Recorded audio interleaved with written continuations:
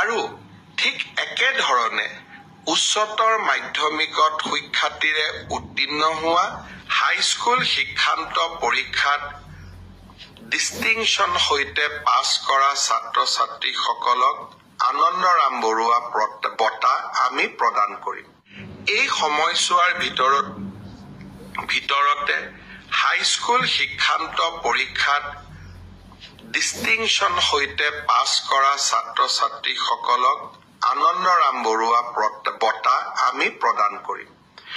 আৰু 10 ডিচেম্বৰৰ পৰা 20 ডিচেম্বৰৰ ভিতৰতে আমি নৱমমান শ্ৰেণীৰ ছাত্ৰীসকলক আৰু ছাত্ৰসকলক আমি চাইকেল বিতৰণ কৰিম।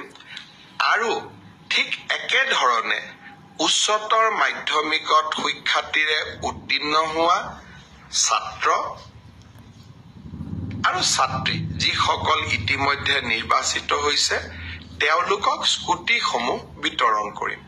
অৰ্থাৎ 10 ডিচেম্বৰৰ পৰা 20 ডিচেম্বৰলৈকে আমি সকলোৱে ব্যস্ত থাকিম আৰু সকলোকে এই আঁচনিসমূহৰ লাভ দিবলৈ আমি যত্ন কৰিম। এই সময়ছোৱাৰ ভিতৰতে অৰ্থাৎ 1 তাৰিখৰ পৰা 10 ডিচেম্বৰৰ ভিতৰত চৰকাৰী কৰ্মচাৰী